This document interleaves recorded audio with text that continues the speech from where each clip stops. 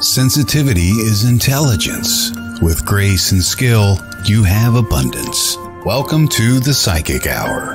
Host Kelly Brickle is a psychic medium healer, numerologist, and teacher. Her passions are learning about the soul and energy. Whether it's through spirit, emotion, or vibrational numbers, there's always a pathway of information waiting to help. Now, here is your host of the Psychic Hour, Kelly Brickle.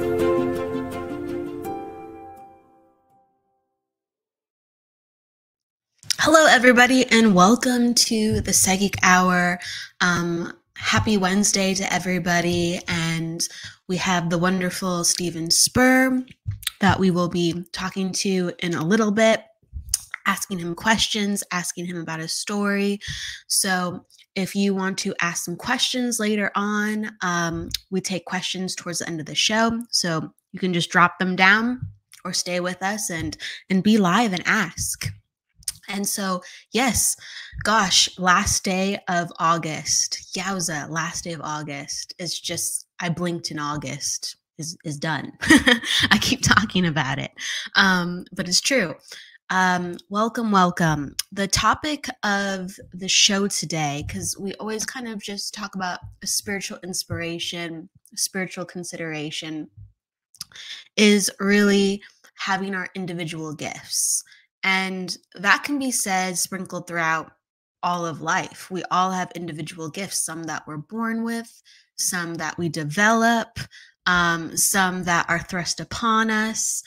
There's these spontaneous ways, and there's these like slow and developed ways, or there's the immediate ways where, again, it just comes to us and we were born with it. So there's nothing spontaneous about it. It's just who we are and what we choose to do with those series of gifts. Like, we're all such multifaceted human beings. And I think that sometimes, we forget that, or we celebrate it, right? And everywhere in between.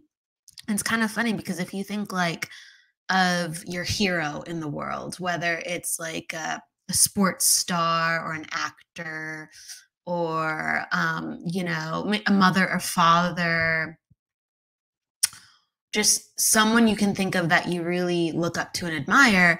And there's these certain core qualities of who they are. Or maybe they're really talented at a couple things where you're like, wow, they're the fastest runner I know, or they're the most talented artist. Could be a bunch of different reasons. And then you kind of just see them as a whole person if you can. And it's just, who are they beyond those gifts? Their soul, and their soul with so many other gifts besides that, whether they welcome, know about them, or that they utilize them. And to think about our own selves, like how many things that do people know us for, but they don't know us for a multitude of other things, whether it's a gift that we're hiding, or a gift that just really doesn't come to the surface in typical conversation. I'm so much more than just a psychic medium, even though being a psychic medium is really awesome and it touches, you to your soul. I think a lot more than some jobs, out here on earth. So that's a pleasure. That definitely always puts a smile on my face. But yeah, like, I'm a wonderful cook. I like poetry. I like to write. I don't do it enough. See, these are the important conversations. I love to make, I used to make movies, and edit them in various forms, whatever the medium was, whether it was a camera, a phone, or I love visual artwork. I love visual composition, and I'm a big fan of editing. But I don't really dabble in that anymore, but I used to do some photography. It's just what parts of ourselves, do we know or are yet to come? And it's just that's why what life is so exciting. That's why, the beauty of life is ever unfolding, because we have a chance to do more. And, time is so precious. It really is. And what are we going to do with the time that we're given? And I kind of talk about the concept a lot, that sometimes we're just going and going, and we're living our daily lives, and we're kind of just like, running, right? Talk about kind of that concept. And it's true. We are an amalgamation. We are a, collection of our patterns. And we have our patterns to wake up in the morning and do A, B, and C. And how often do we mix it up? How often are we fully living with the courage or creativity or flexibility of our spirit? Um, how often do we make time for those things with the time that we are given? Good afternoon, Jamie, and good afternoon, Jeremiah. Thank you for coming. And we have to fit it in, right? We have to fit it in. We have to make time to schedule in sometimes that wonderful dinner or that walk or meeting an old friend. We have to pencil it into our calendar. We have to pick up the phone, or we have to push ourselves out of our comfort zone, maybe text somebody we haven't texted in 5 years, because maybe we have to heal something, or maybe it's an important just inspiration to have that communication, whether it's within our soul's calling of what we're supposed to do, our soul's talents. We have to break free of the mold of our daily patterns, our weekly patterns, our monthly patterns, and live by the spirit and live by the soul, because there's so much more at play. Life is so multifaceted, but sometimes we don't jump into that world. We don't jump into all the reasons of what makes it wonderful. And I always, this is a little bit of a tangent, but I always invite people, because I know people who want to do things. I know people want to do things and they're like, I'm limited, or I'm strapped for cash, or it's not a good month to do that. That's life, that's life. And those are some limitations. We have limitations within this life that we do have to work and flow with. And there's so many things that can be done with, I guess, as little or no money. And it's like, make a list of those. Let yourself be free. Let yourself be free in the creativity, even of finding those things. When I was younger, and if I didn't have, a lot of options, I would actually like call up places or look for opportunities. And I'd just be like, do you offer discount? Do you offer discounts? Are there any special days where there are discounted tickets, or free shows? Like, if I wanted to do something, that's if I really wanted to do something. If I wouldn't do that for everything, but if I really wanted to do something, or if I felt it was right in my soul, I'd get as creative as possible as I could to meet that moment wherever I could. And sometimes, sure enough, there is one extra ticket no one used, or sure enough, right, someone else is going to the show and they invite you along too, or with the points that you have, like, in some credit card or whatever, something you're a part of, you get a free this or a free that. It's life listens. Life is, the spirit world listens, and we are also connected to each other. That's the important thing. Talk about, the different gifts of who we are. Hello, Jessie Cat. Nice to see you. And Renee and Rob, talk about the different gifts we have. We're all so connected on a psychic level. We absolutely are. Like,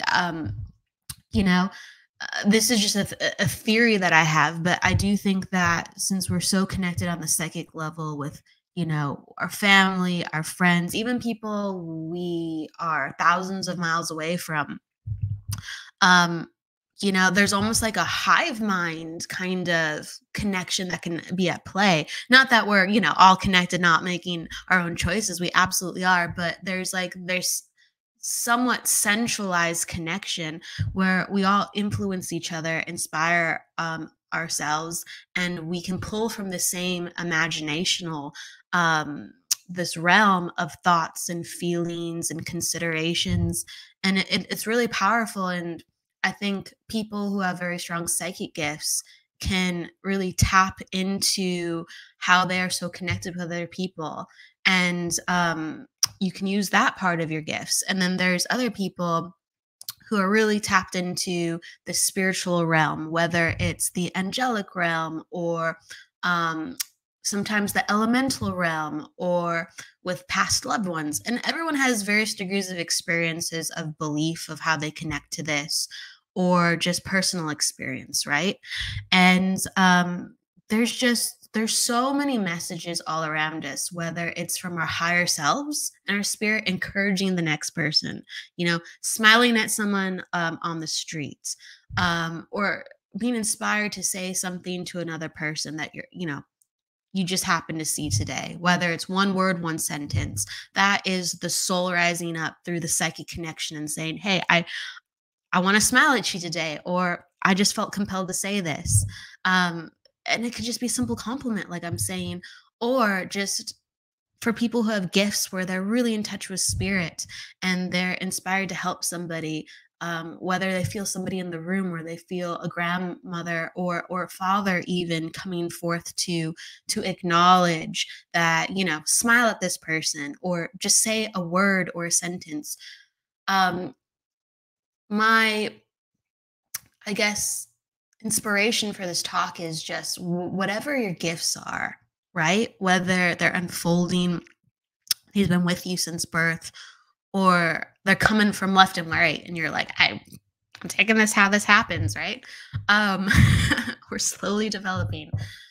We have so many different ways how we can interact and improve and learn and be a part of this life in a present manner. And just with all those options at play, have fun, open yourself up to something greater than yourself, whatever that is, with prayer, with meditation, whatever guidance. If you want to start to play with more than who you are, or you're not sure about what you want to do next with your gifts, if you want to shake up your patterns, if you want to expand who you are, because there's that next step. And I promise you, those individual gifts that you have, whether they've been with you or starting to sprinkle up to the surface, they'll start to sparkle. They'll start to shine. They'll start to catch your eye, catch your ear. You'll catch a feeling, and it's going to lead you into the right place. And you'll find the right teacher if you seek it too as well. So many gifts. And so many teachers of so many different walks of life and paths. We are not the same, but we are so very much the same. And just please think and know on that. So we're going to take a break. I want to say hi to Anna. I'm going to say hi to Mukfuk. Hello. Mary Kay. Hello, Mary Kay. And remember, later on, we're going to be taking questions with Steve. So if you want to pop down any of your questions about the spirit world or development, or an individual question about Steve's life, just pop it down. We will be back, everybody. See you in a moment. Talking to Steve.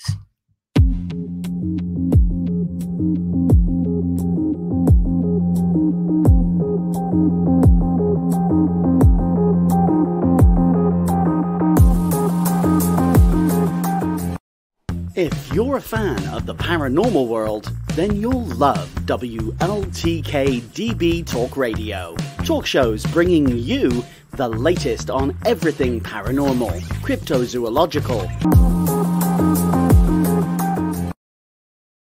Hello and welcome back.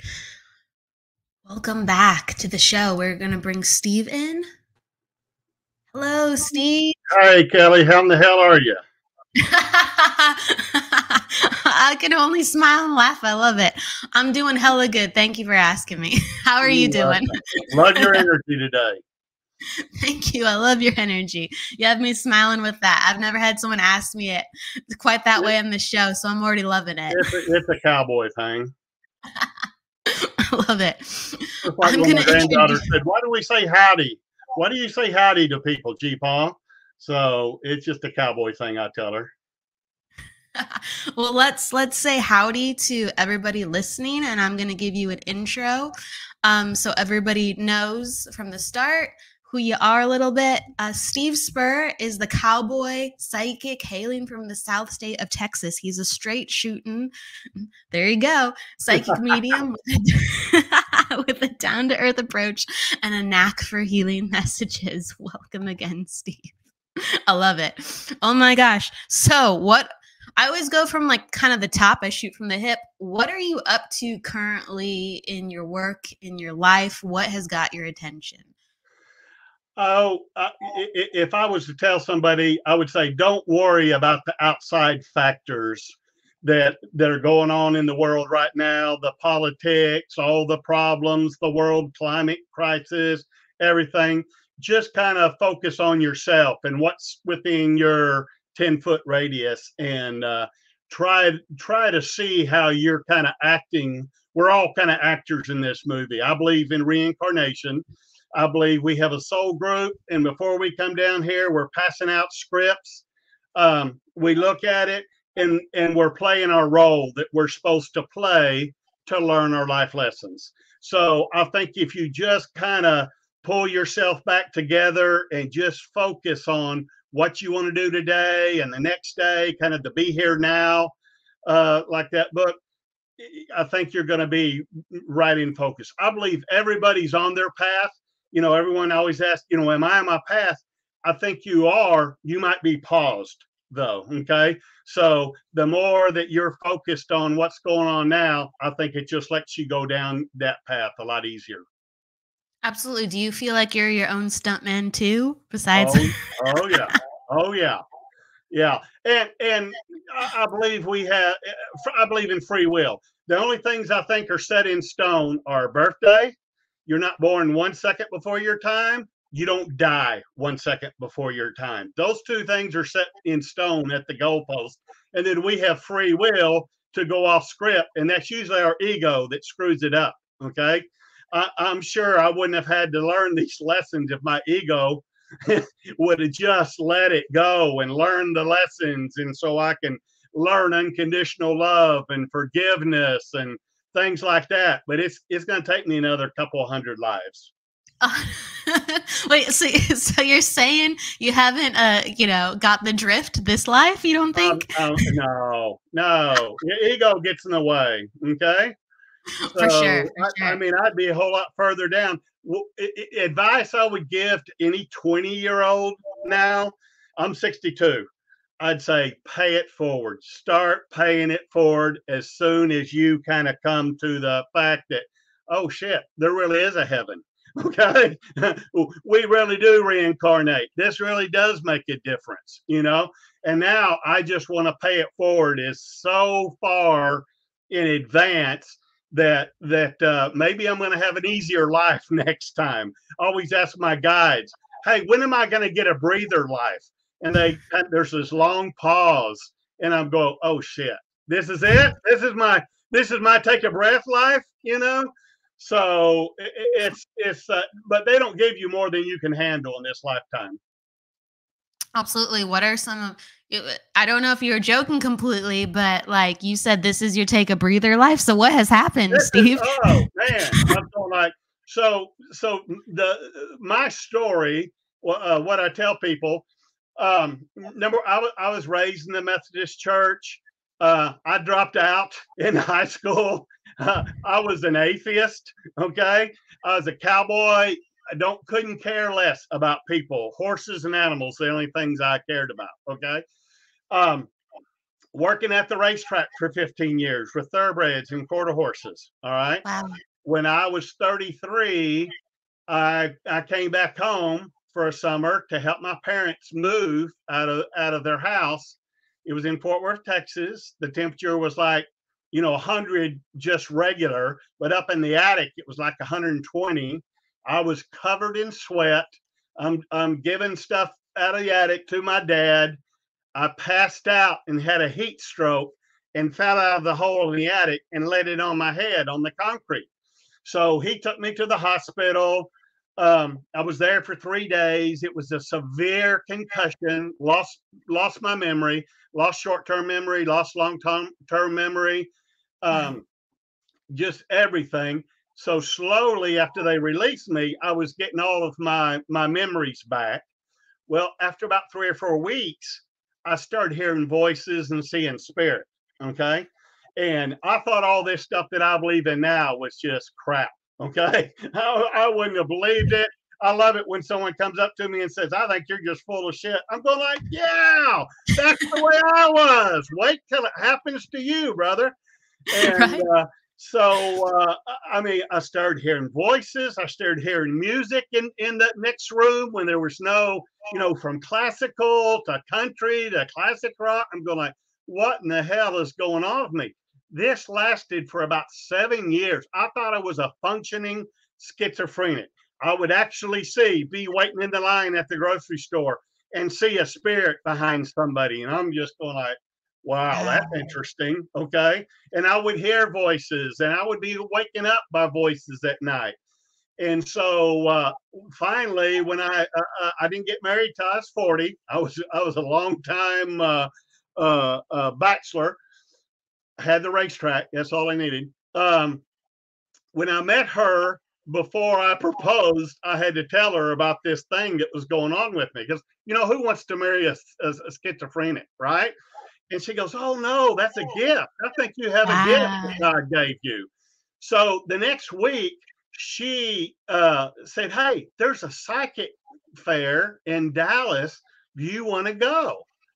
I'm going like, "Why the hell not?" So I went to a medium for the first time, knocked my boots off. Okay, brought both of my grandfathers in, told me what their names was, told me what they did for a living, told me what I did for a living. I was working at a business office at the airport at that time.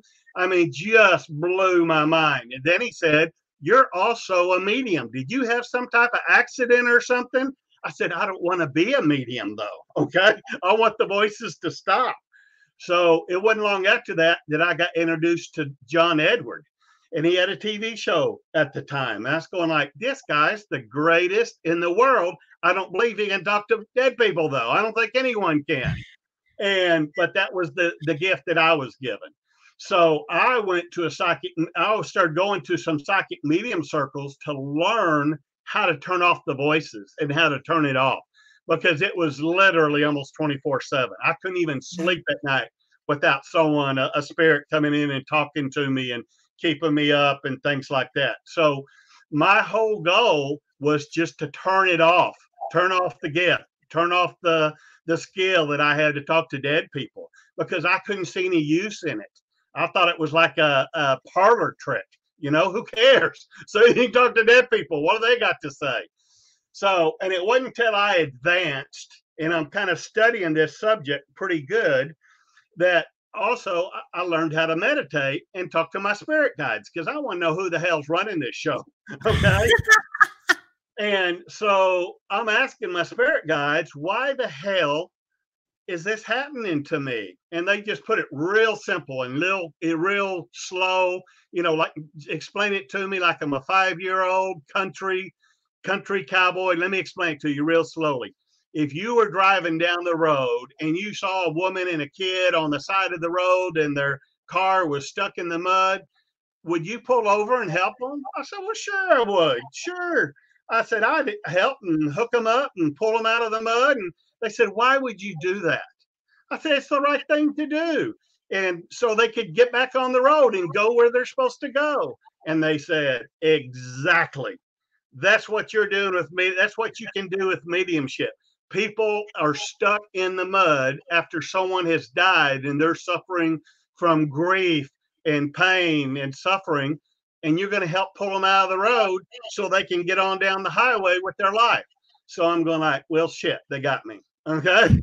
So after that, I started learning from the best mediums that I could learn from. And I was the type that when I was at the racetrack, I worked for among three Hall of Fame racetrack trainers, horse trainers. So if I was to go train on my own, I would take a little bit of each one of theirs recipe. Okay. And that's what I've done with all the medium teachers that I've had. And I always say there's no bad mediums because sometimes you'll learn, well, I'm never going to pull that. Okay. That sucks. All right. I'm never going to do that to somebody or whatever. But I would take the best from every medium that I ever studied with and I can compile it into my deal. So my goal was I didn't give a damn about what anyone thought about me. Still don't. Okay. So when Spirit comes through and they're smoking a joint and drinking a glass of Jack Daniels and cussing their head off, I'm going to relay it verbatim. Okay. They probably wouldn't allow me to read in England. Okay. They would kick me out. Because I'm going to tell them exactly what, if your parents were prejudiced and bigots, I'm going to tell you, that's how they sound like. So I kind of like tell it like it is, because I think if you change that up anyway, you're going to think, oh, that's not my dad, or that's not my mom, or that's not my uncle. And when they start cussing or telling you something that nobody else knows, and I'm on the evidential medium, and I'm going like, tell me what grandma's little dog's name is. Okay. So I can knock their socks off. They're going like, shit, this might be real. Okay. And then knowing that you can't die and that there is a heaven, it doesn't even matter if you're an atheist, if you're an agnostic, if you believe in heaven, if you believe in reincarnation, it doesn't matter. But these people that you love are somewhere else in the universe. And I believe it's a dimension that shares our dimension on Earth, but it's like a paper thin two-way mirror, and they can see and hear everything. So that's my story, and that's how I started out, and that's why I do what I do. I love it. I love it. Yeah, just you went straight through it. How did you, because you said this happened to you at 33. Yeah. How did you start to change? You said it took 7 years until you started kind of like exploring. Oh, yeah. I started studying it and actually went to a medium and circled and started, seeing how this works, how this mojo works, and it just really surprised me, to know that you got a guardian angel on the other side. I thought I was bulletproof. I mean, I thought I was going to die at 25. I thought I was going to die at 30. I didn't think I'd live to 40. I was working my guardian angel's ass off like crazy. Okay. He looks like a big WWE wrestler with cut off sleeves and big bulky biceps and stringy sweaty hair, and he worked I apologized to him every morning I get up. I said, I'm so sorry, because I've had so many possible near death experiences, and I just worked him to death. But knowing that wow, we got angels that look over us, and we gave in my you have a master guide, and he calls other guides to help you. In my case, before we came down here, we had a birth plan.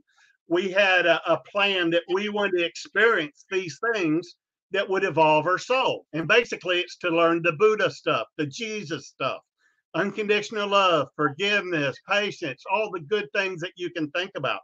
And mine was written hastily in a bar in heaven before I came down here.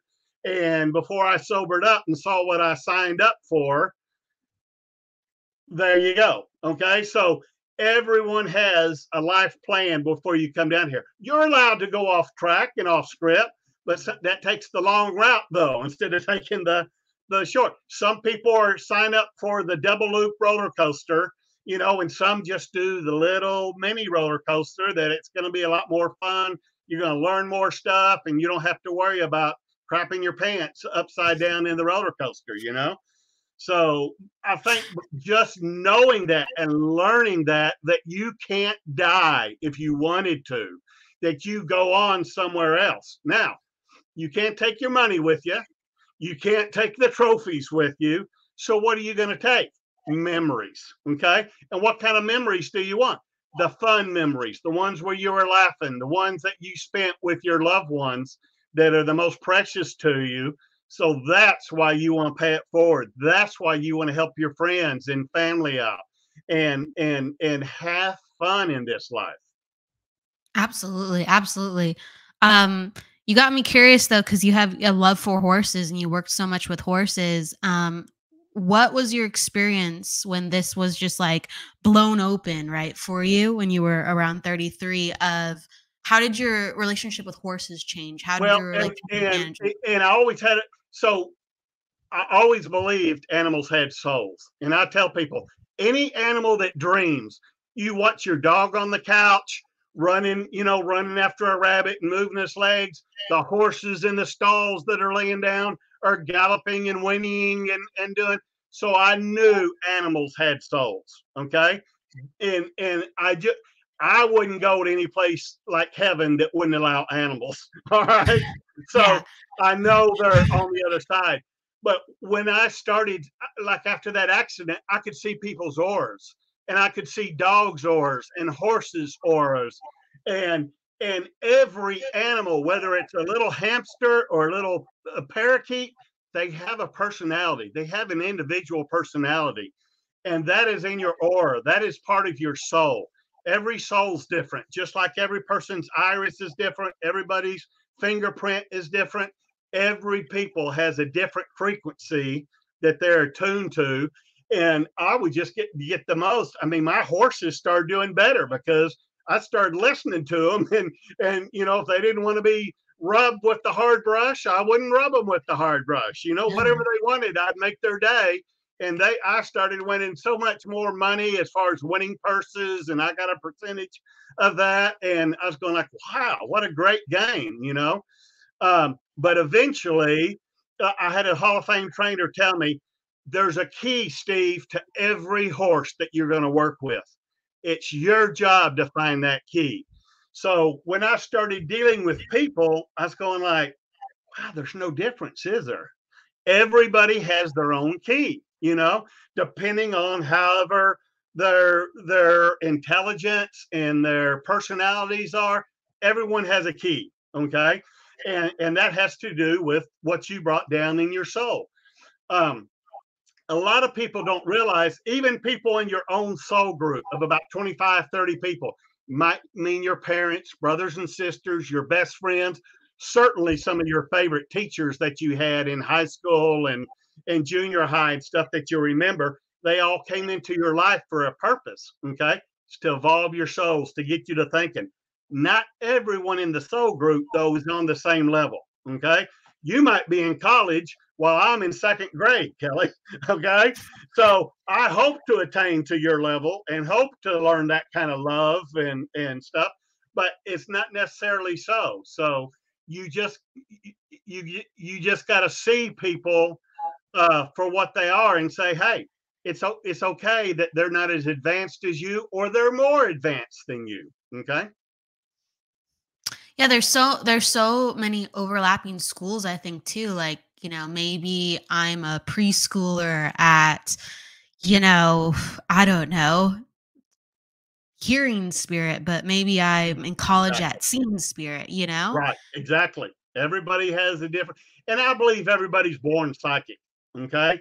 Some are naturals, like the pianist and the artist, and then some, like me, had to learn from everybody and read every single book until I get to the level that I was comfortable with. Do you feel like there's a possibility that maybe we're born mediums, but we have something blocked off? Or do you think that it's an unfoldment? Do you think I do. that's the I do okay? think that. And I think women are a lot more psychic and a lot more mediumship because just because they're raised that way. Like a woman, you can have woman's intuition, and everyone always listened to grandma when she said, I have a bad feeling about this, and for some reason, and I think women are more open and more advanced and more feeling. They're more sensitive. They can feel more things. Look how many gay mediums there are, men, gay mediums. It's because they can straddle both sides of the fence, feminine and masculine. I learned my feminine side from listening to animals and horses. So that's how I got to be sensitive like that. Absolutely. I think like this world definitely nurtures that within women. And so, we have a chance to work with that a little bit more sometimes. And it is so interesting how many gay people are in the spiritual industry. And it's really interesting, I think, too, with the connection of point of we have so many lives, we live through so many genders, Every right? color, every race, every gender.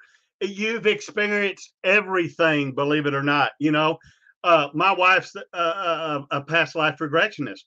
among other things.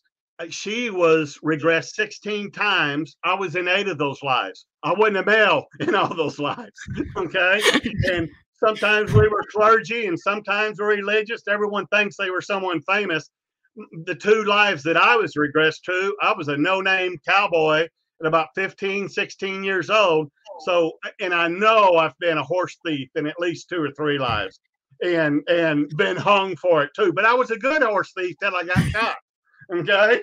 That's important. So at least I learned a good skill, that would make me survive in one lifetime at least. And this is just, a perpetual love for horses. You took the good with it. it. I think so. And working with animals and pets. Now, I believe all pets reincarnate too, but unlike some Buddhists, I believe dogs come back as dogs. Horses come back as horses or zebras, elephants and all. And that's what the instinctual stuff is. That's why the baby antelope, rises up from the ground after 2 minutes. That's why dogs are so, they hear a rattlesnake for the first time and they're going like, whoa, time out, danger. Because they've lived 100 lives where, they've experienced that before. I think there's like a strong ancestral link to groups of animals. I do think there's like a strong chain that is swirling to keep that so strongly, that instinct and those learnings. Exactly. That's really interesting. So you keep talking about some awesome points with like your wife. So past life regressionists. You told her right before you proposed. You had a tarot master. She's a Reiki master. She heals. She does astrology.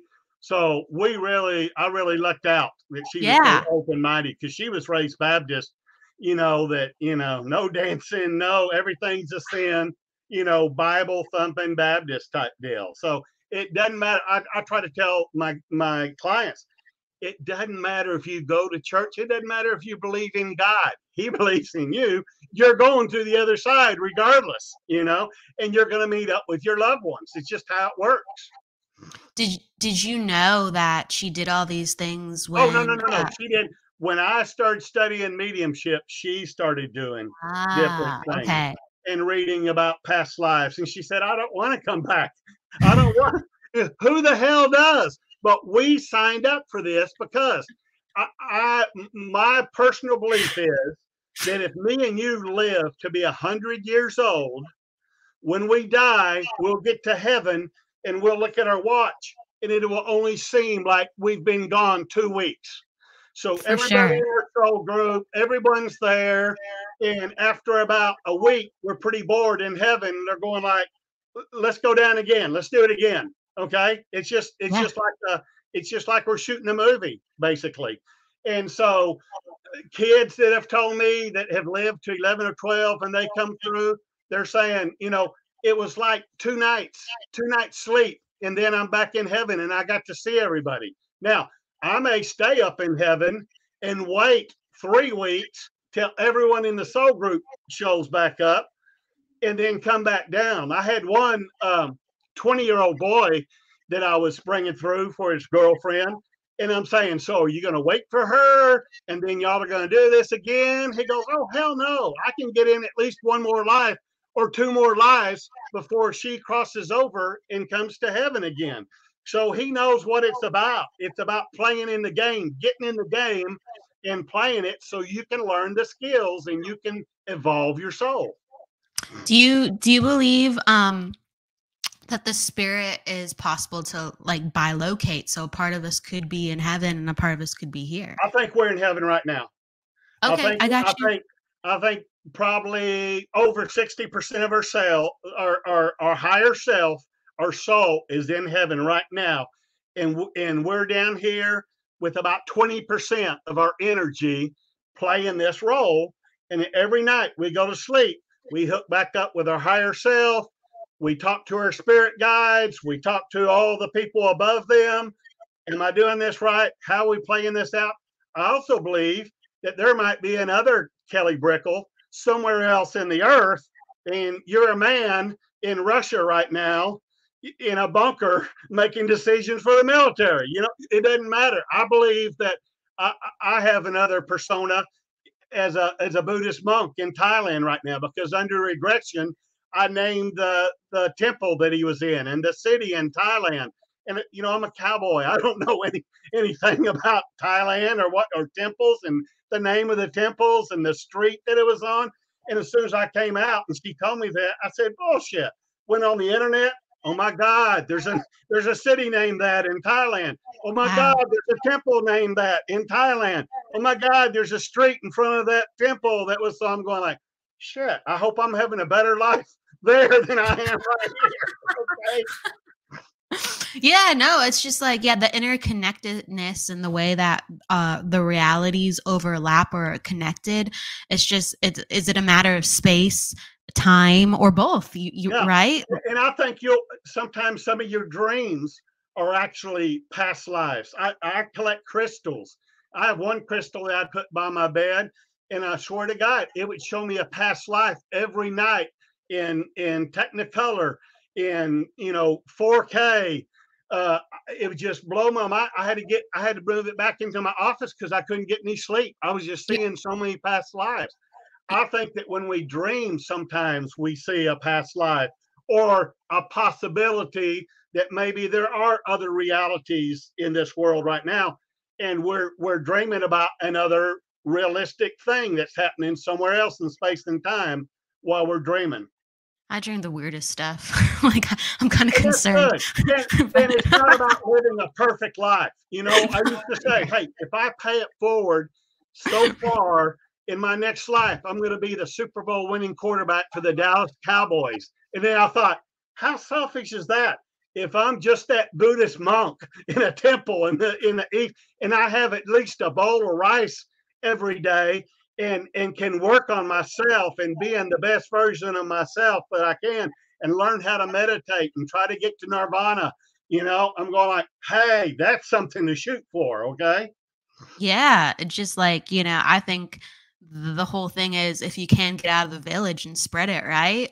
Yeah. Right? There's Yeah. like, Yeah. in every single life, there's these considerations that we're given, even if we focus on enlightenment. Exactly. If I may ask too, you're making me kind of remember something I remember you posted a long time ago. Are you talking about that stone, like the zoisite?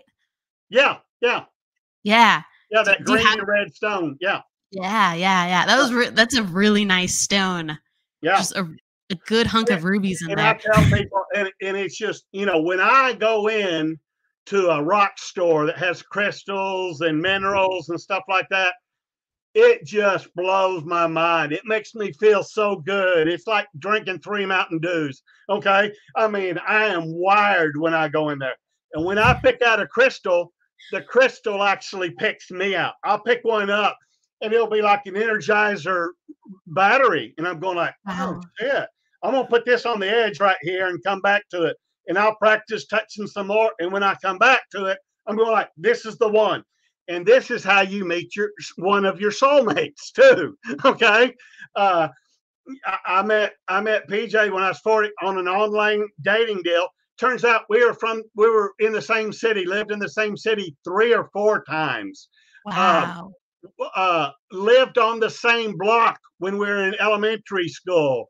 Wow. I mean, when I was in New York, she was in New York. When I was in LA, she was in LA.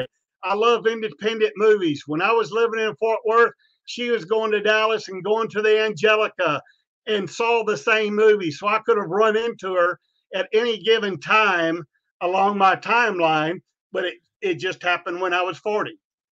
Wow. So yeah, like the threads of energy were just dancing the same. I think everything happens for a reason. I don't believe there's any chance, any possibility. I think it happens for a reason. So even if you have a divorce or you break up with a boyfriend or a girlfriend or what you considered your soulmate, they came into your life to teach you something about yourself or to evolve your soul, and then another teacher rotates in. Okay. So I think you have 3 or 4 soulmates in this. And one of them might be like, after my grandfather died at 16, he was my John Wayne. Well, there was an ag teacher that kind of took his place. And when I went to go work at the racetrack, there was a trainer that was just like John Wayne, just like my granddad. that would, made me stand up for myself and made me start, because I was such a shy guy, in standing up for myself and learning, and growing. So I don't believe in any coincidences. Random people don't die just for no reason at all. You can't learn grief and pain and suffering in heaven. We got to do it here, okay? Along with a lot of other emotions and stuff. So we're just if you start thinking about your life and think about hindsight 2020, what have you learned so far? If you could watch your whole life out as a movie and go through it, like you're on Netflix, you're going like, oh, that was interesting. That may be why that happened. A lot of shit we're not going to know till we die and we're in heaven. We're going like, oh, now I know the rest of the story. That's why that. Okay, I understand it now. But we're not meant to understand it. We're just meant to play it. We're just, yeah. Hey, we give it our best shot, right? And that's all you can do. And even if we might be the bit player, we might be the pawn in somebody else's game in our soul group, and we're just the bit player. We're just supposed to boost them up a little bit so they'll get somewhere else. Not meaning that our life doesn't have any meaning this time, but we weren't the main focus, and we were aware of that when we came down here. Now I think that my only purpose in life is to elevate my two granddaughters. One of them may cure cancer. One of them may do something, find some healing technique that's going to save the world. I don't know, but that's why I'm paying it forward, because I've kind of done everything that I wanted to do in this life. Wow. So do you want to come back? Oh, yeah. Hell yeah. Everything. I'm going to be more careful when I sign my life contract, though. I'm not going to be drunk. You probably said that the last time, though. Yeah, I'll be more careful this time. I mean, my spirit guide pulls out his wallet and shows me the napkin that I was in the bar that I signed. I'm going like, are you serious? You're going to make me do all that? So the next time I want it typed up, triplicate. I want lawyers to go through it. And then, okay, I'll do this one. Okay. But you do raise an interesting point. I think that some people kind of just roll the dice and let's see where I land up. I live this life, I think. And when Edgar Casey, in his book, all these bad things happened to Edward Casey. And he said that in his past life, and when he signed this life contract, he thought that he was like every life that he had, he hadn't made enough progress. Okay. So this life in this world, he wanted to make as much progress as he could. And that's why his businesses burnt down. Had a child that died, had all these catastrophes happen, but he learned so much of it. Okay. So much from it, and became a medium and helped other people. And that's part of paying it forward and getting your points. It's almost like a video game. You're trying to get as many positive points as you can. If you're playing the pinball machine, you want to rack up those points. I want the Buddha points. I want the Jesus points. Okay. I want them to make a difference. So I'm getting credit for that, and I can become a better soul. Not necessarily, and I am a better person in this life. I just know I can be way better the next time. Okay. Yeah. Always growing, for sure. Always growing.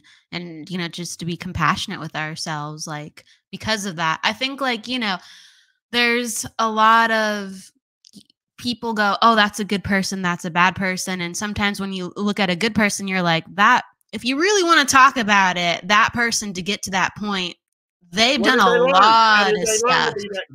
They either had to have a role model, or they had to learn through the hard way. Correct. And I tell my clients, give yourself more credit. Okay. I mean, you think you've dropped the ball. You don't think you're far enough on your path and everything. I've never met anybody that was behind. They were always, forward on their path. And like, if they were to die the next day, you've completed so much more stuff in this life than you thought possible. So they never give us more than we can handle. and we're always getting extra credit in this life. So just know that. Absolutely, absolutely. I think we're always on time, even though maybe it's It doesn't feel like it. Yeah. a headache. Yes. Even though, And so you got to forgive yourself. I wasn't the same person I was 40 years ago. When I was a little kid and telling that little girl she had big ears and a big nose, the rest of her life she thought she had big ears and a big nose. How can I repay that? How can I take that off my Akashic records? How can I be nice, or I can pay it forward to some other people that might run into her, or it's always about, and for it doesn't matter how big a thing. I loved how you were talking about the little things.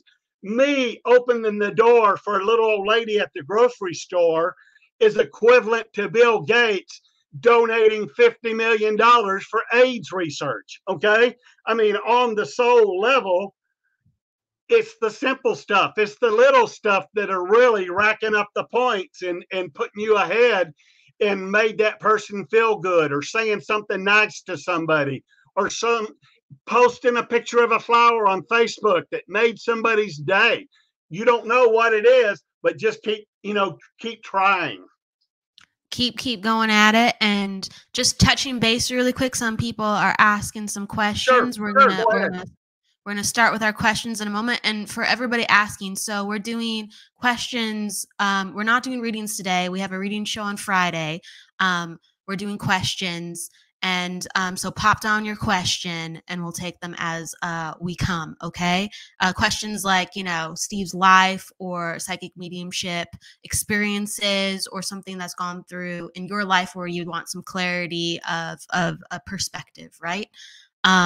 So, all right, Steve, really quick, just to ice break before we go into questions. You have so many cool things behind you. Do you have one special thing that you want to share of why it's like it's with you or next to you? Oh, I have so many malas, and I'll show you an example. This is my medicine bag. Okay. Ooh. When I'm doing readings, I put that on. Spirit is not allowed to contact me unless I'm wearing this medicine bag. Okay. So that's the deal I made. But that's the deal I made with Spirit, so I could turn it off. So I'm not going to Walmart at 1:00 in the morning and finding some horrific thing that some young girl's going to go through, that her spirit guides are telling me. And I'm going like, whoa, I don't want to know this. I don't want to know that she's going to get raped and go through all these terrible things and stuff. There's no way I can warn her. I don't want to know that channel. I don't even want to watch it. Okay. So that's the deal I made with Spirit. So I always have something. Another thing, like I said, I collect crystals. The first time I saw a little girl that was a medium, it had 2 crystals in her hand, I was just like snorting and going like, that's bullshit. Okay. What? And then, so my spirit guide said, why don't you try that one time? And so I went to the store, bought a crystal, held it. By God, it was like hooking into a 9-volt battery, and it actually raised my levels from AM level to FM. I could hear clearer. I could hear louder. I was going like, holy shit, this works, So never disparage whatever works for you. If you're a beginning medium or whatever, screw what everybody else says. Okay. I had a medium from Arthur Finlay tell me, you don't want to have any crutches. And I said, oh, but I have so many and they work so well. Okay. So it's just whatever you learn, just take it in and just and be confident in yourself, and you're going to do fine. I love it. I love it. Yeah. They're many helpers of the world. Why not? Right. Yes. When we're ready, we can move on to something different, but if it helps, it helps. Okay. So Jessie Cat is asking, so something needs to happen to us tragic LOL to hear spirit. I can see signs and black shadows or mist. That's some of her experiences right now. Okay, like Gordon Smith was born psychic. Okay, John Holland had an alcoholic father that was going to beat the kids. You know, they never knew how he was coming home, so he built up that sensitivity. Okay, I know I think most mediums probably are born with it. I know a lot of mediums. I know a cowgirl that was knocked unconscious that became a medium. I think a lot of people come mediums when someone really close and special die connected to them, and that person wants to reach out and say, keep on going, Steve, or keep on going, Kelly. And then you develop, that mediumship stuff. So if anyone was wanting to develop, I have a whole bookcase full of all the old time mediums, the Edgar Casey's, the Albert Best is my favorite medium. He's an Irish medium that his wife and daughter died during World War II. When he would give readings, he would give people's first and last name, their address, their zip code, their phone number. I'm going like, okay, that's why I'm always can get better. I won't be the best medium I am till the day before I die. You're always going to be able to get better. Always. Yeah. when you think about those standards and some of the mediums that just yeah, like postal codes and zip codes, it happened to everybody. There's people, they're on camera and they're from the 70s or way back in the 1900s. It seems like there's always a bunch of mediums that come in fruition whenever there was a bad war, like or like just like the COVID era that we lost 1 million people in. Okay, just like Vietnam War, World War II. Major during the Spanish flu in the 1918s. There's always somebody that needs to come around that can comfort those other people. So I think there's a reason why there's a lot of mediums, at least right now, because of all the intense pressure that everybody's on.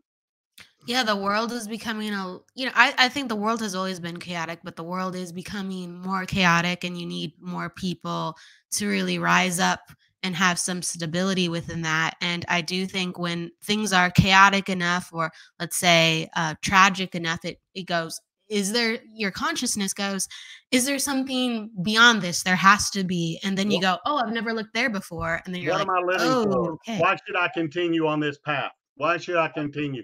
It gets better. You learn. I always say, even if you have a losing game or a losing hand that you're playing, play out that hand of cards, because you're going to learn something that's going to help you so much more in the next life, even if this one's like a losing battle. Absolutely. Absolutely. Another question. This is a really good one, a really powerful one. I cared for my daughter through terminal cancer.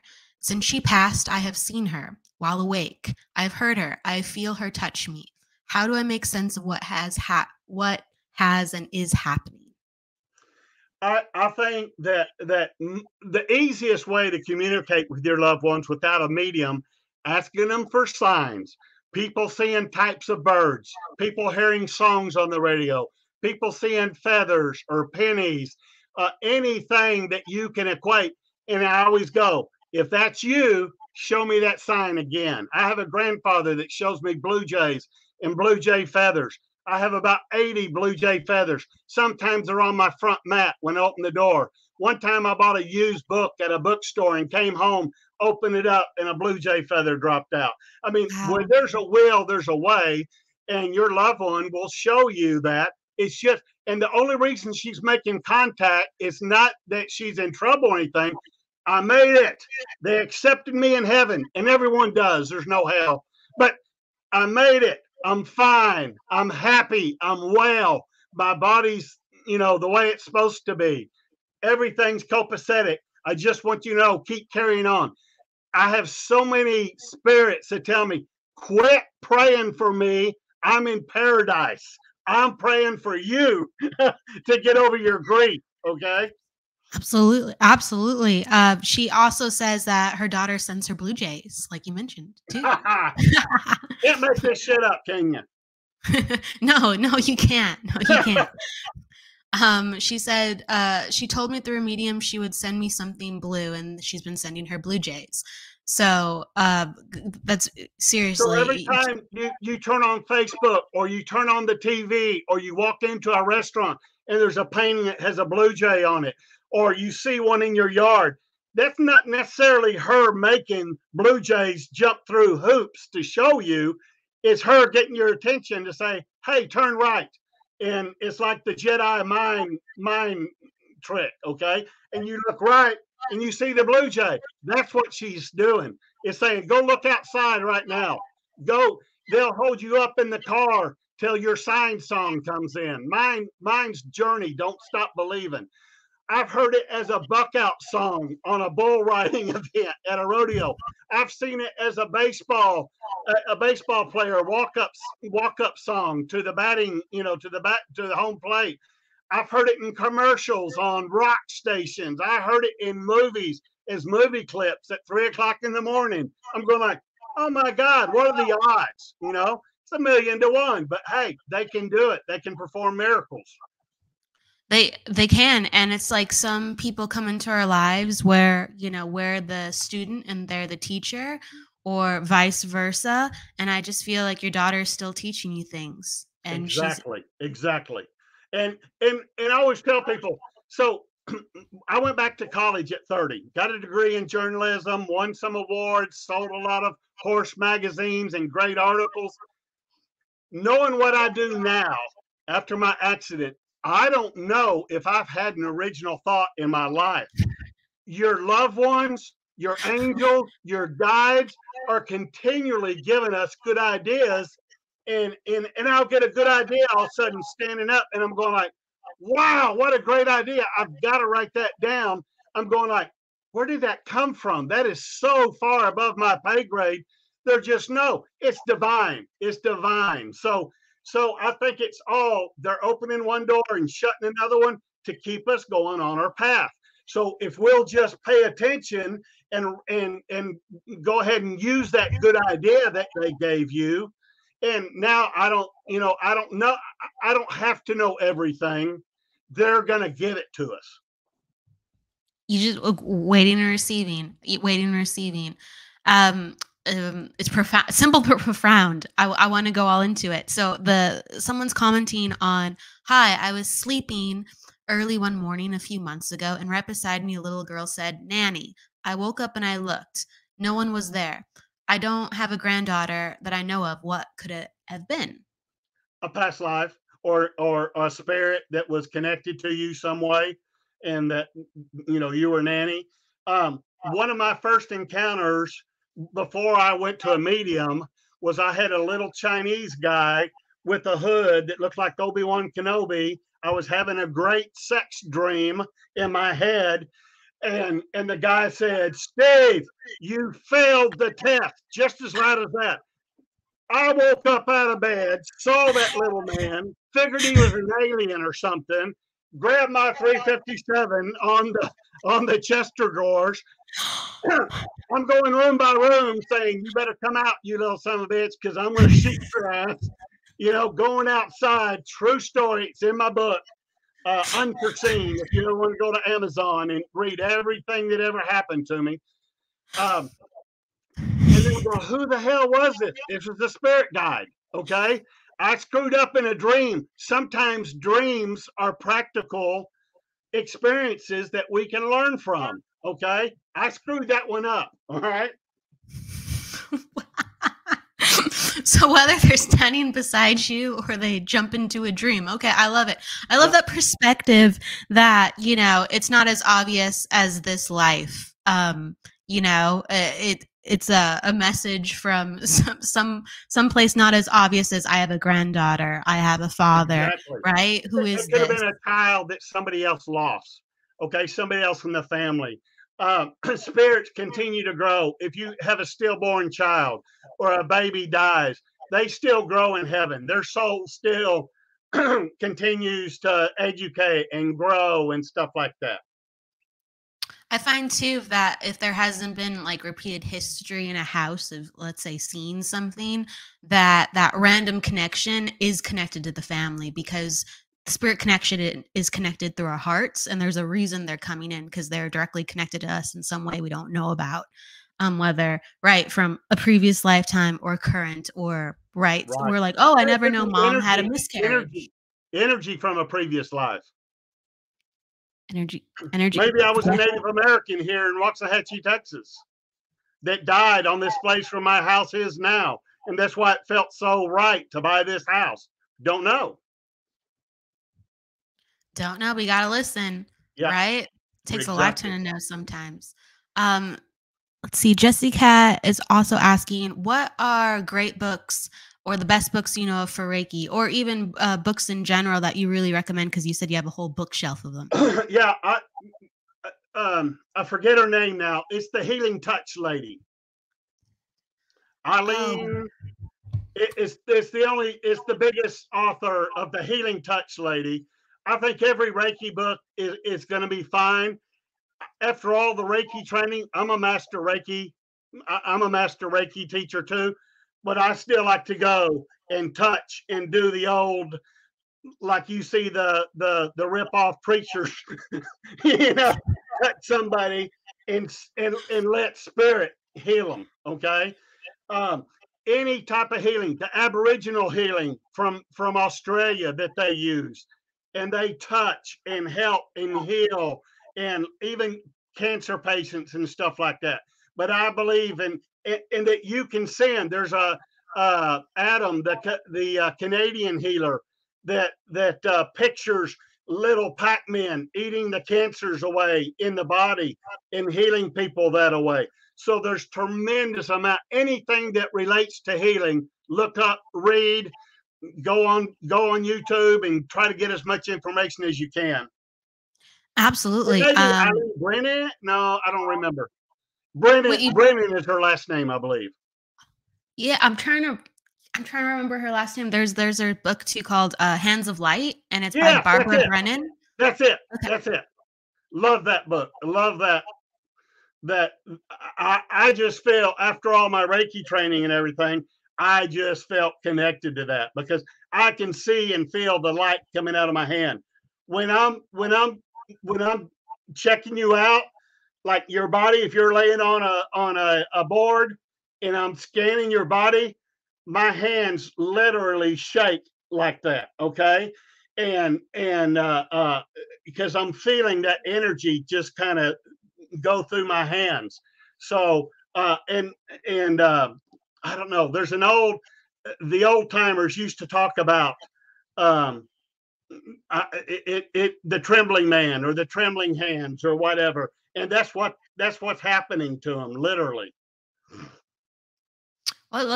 So, do you feel like electricity or heat when your hands are trembling, or Oh are yeah, you just yeah, like yeah. just kind of No, I stepping feel it. back? Or I feel it just, and it's just bouncing back. It's just like a heat wave, or if it's cold, or if it's whatever I feel, and it's just like. And I do believe everything is frequency. Tesla is correct. Everything is light, energy. You can't. Even Einstein said you can't destroy energy. It goes on. So everything is light waves or energy waves or some form of electricity.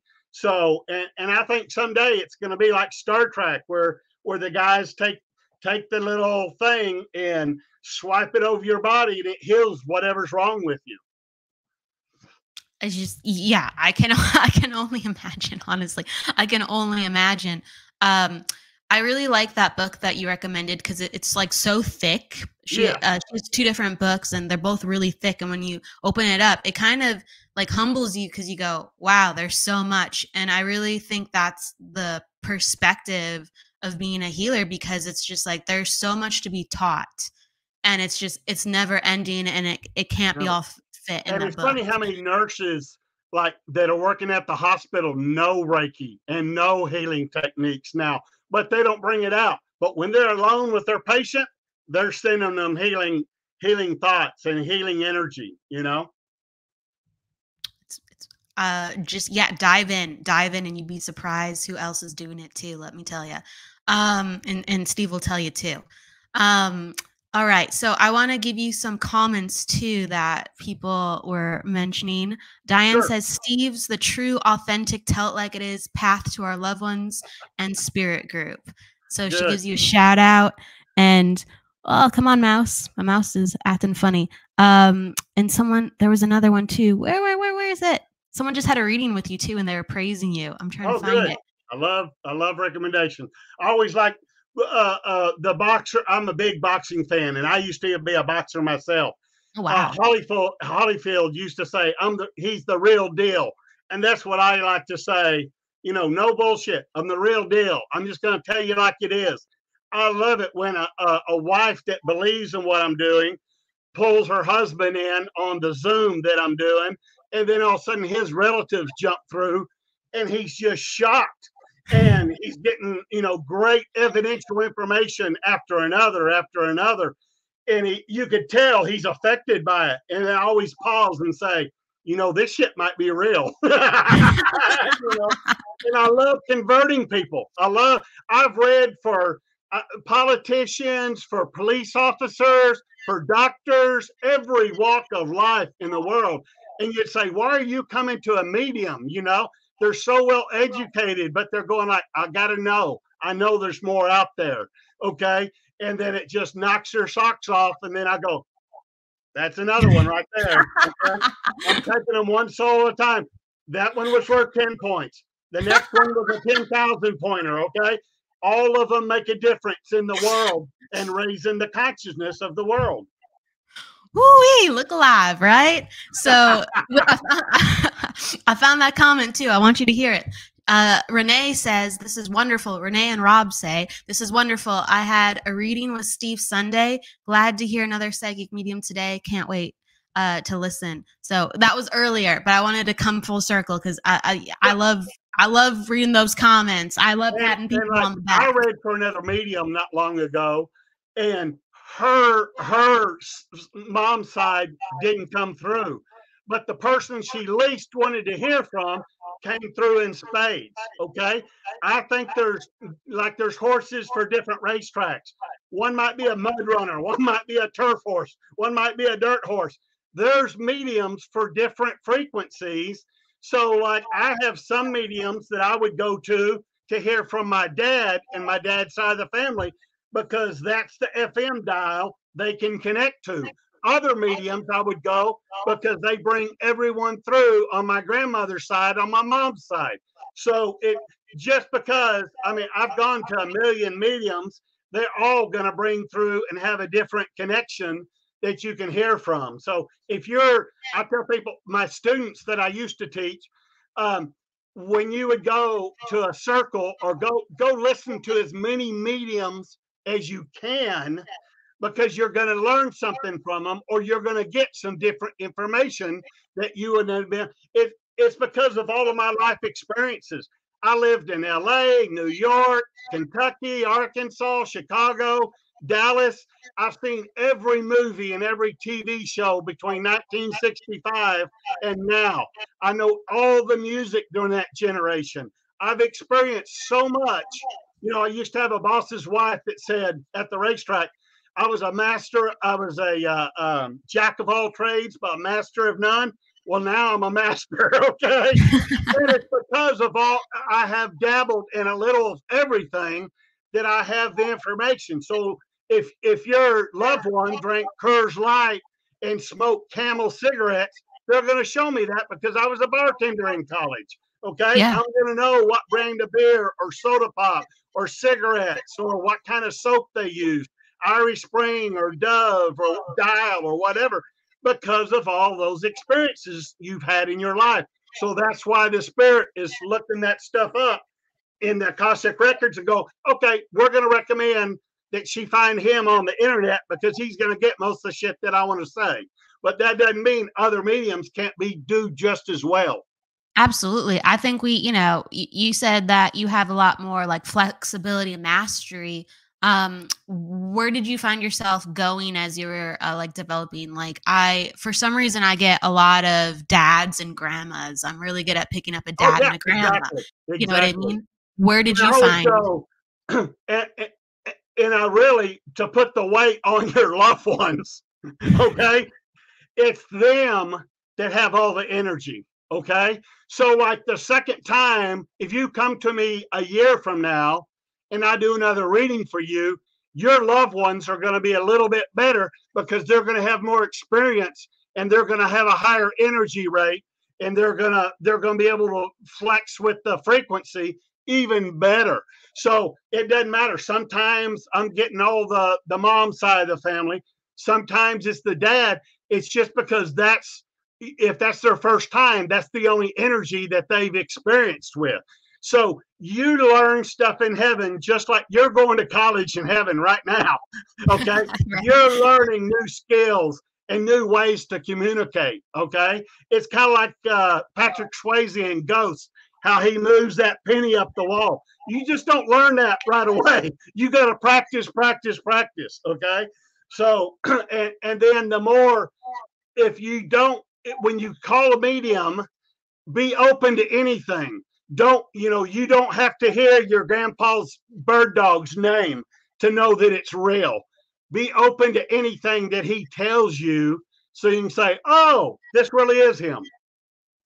Yeah, absolutely. I love it. I love all the answers. I'm just soaking it up, and I'm reading the questions too. So this is the last question. One, I'm going to give you another kudos. Someone said, Steve is amazing. My husband, Mike, and I swear by him. That's from Willie.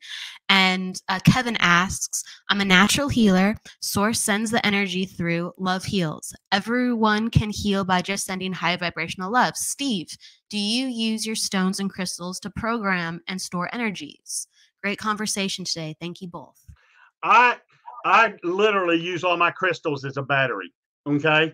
And just when I'm holding them, to raise my energy up. Like I say, holding a crystal for me, it's like drinking 3 Mountain Dews. I'm off the rails, okay? So, and it's all about the energy, okay? Eventually, I got to sleep at night, okay? Take it down, because I don't go to bed till like 2 or 3 in the morning. So take it down, okay? But yeah, you can tune in your crystals. You're going to have different crystals and different stones that are going to have different healing frequencies that'll heal different things. Some of them will be for your mind. Some of them will be for physical ailments. Some of them are going to be for different things. So anything that works, any type of, it's kind of funny. When I was a kid growing up, and I didn't know this, I thought every kid at 8 years old learned from their grandfather how to witch water wells. Okay.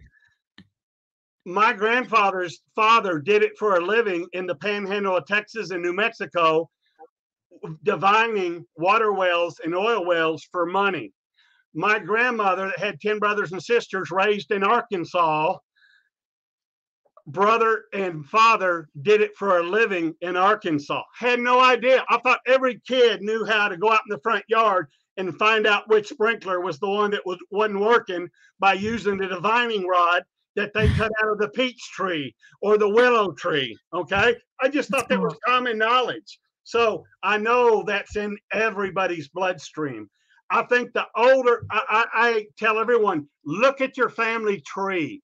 I think the more old blood you have, the more Irish, the more African, the more Spanish, the more Italian, you're getting that from somewhere, and it's from past experiences that you're born this way with different energies and different skills. Some are going to be the greatest, and some are just going to be average. But even being average is better than everybody else.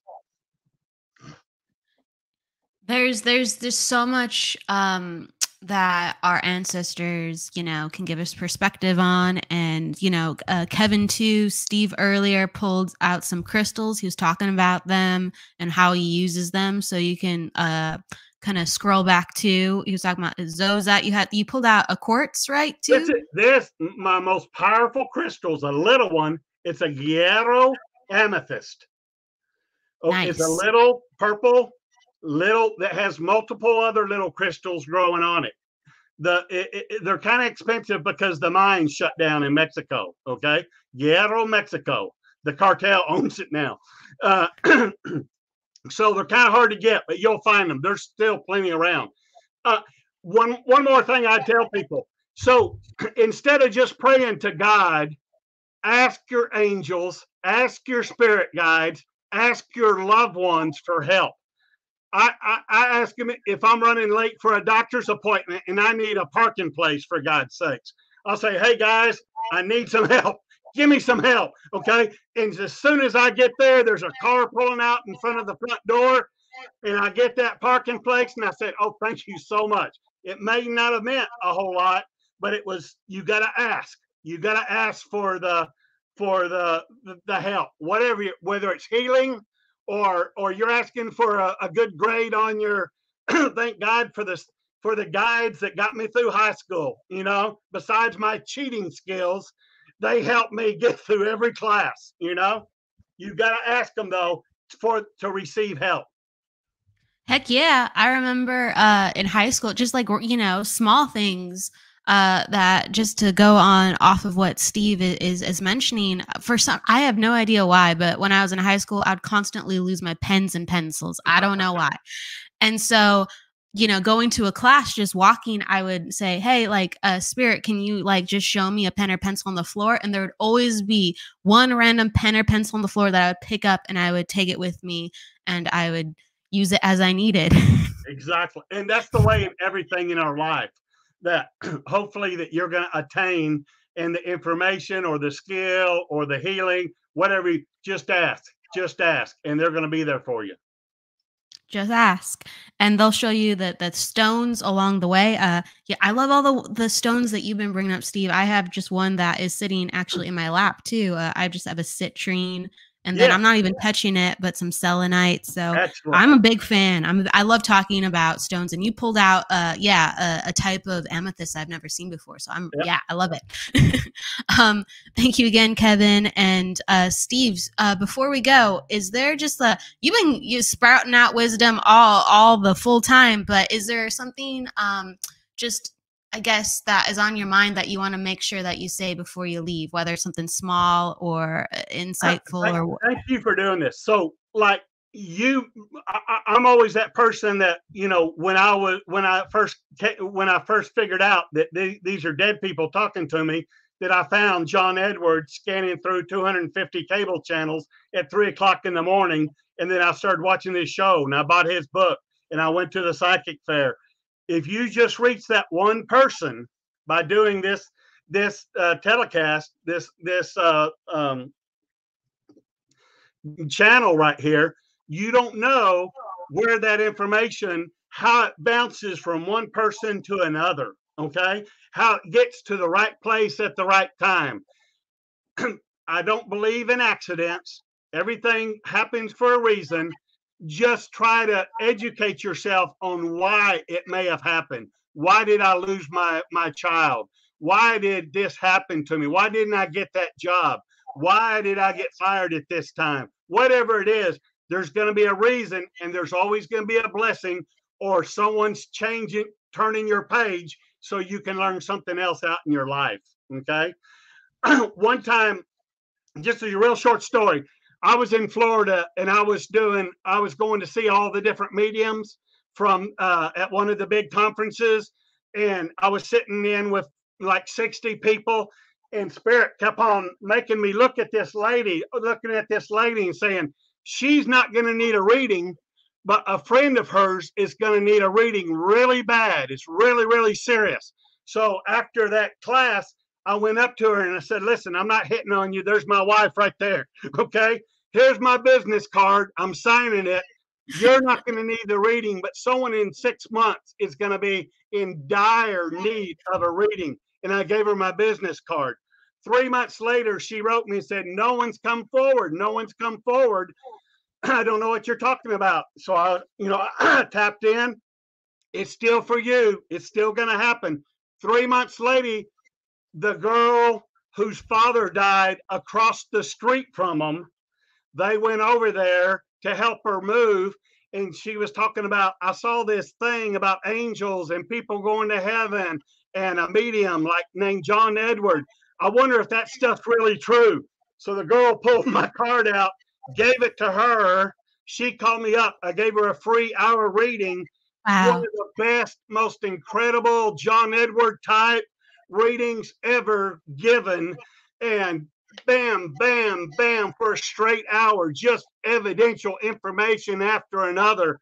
And it just kind of saved her life. But Wow.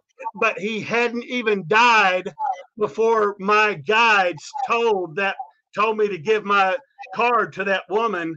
So it's kind of like they know what's going to happen. They know who's going to win the next 10 Super Bowls. They're sure as hell not going to tell me because I drove to Vegas, okay? So just know there's things, possibilities in the future that are going to happen, and we don't know. You're going to find your soulmate. You're going to find true love. You're going to find something that's going to make you really happy. You're going to make a difference in somebody else's life. Just keep moving forward and let life happen, kind of. Absolutely. Steve, on that note, where can people find you? What's the best place, like a website or? I've got two Facebook sites. Steve Spur, one's my professional, one's my personal. I put the same stuff up on both of them. I'm at Steve Spur, SPUR1R.com. So I have a YouTube page. Look at some of my videos, some of the readings I've done. Everybody has a medium that's going to be the best for them. And it's no accident. I don't believe in accidents. Why people find Kelly and me and like someone's grandmother's right now, having somebody on the other side of the globe going through Facebook and going through the internet to find Kelly because they know Kelly's going to give more information about her and her family than any other medium in the world. So you're going to go, I don't know why I picked you. And I always say, I do, because your grandfather knows, you know, I'm an ass, so is he. That's why we're connecting, okay? Well, I know why I picked you as a guest, because you're amazing. And people are saying the same. Just there's so much love for you, and thank you so much, Steve. You're a hoot. You really are. I love your energy. It's a pleasure. In Steve's words, keep moving forward, everybody. And with that said, go with love, luck, and light. And don't forget to live, everyone. Take care. Have a fantastic week. It's been a pleasure, Steve. Amen. Amen.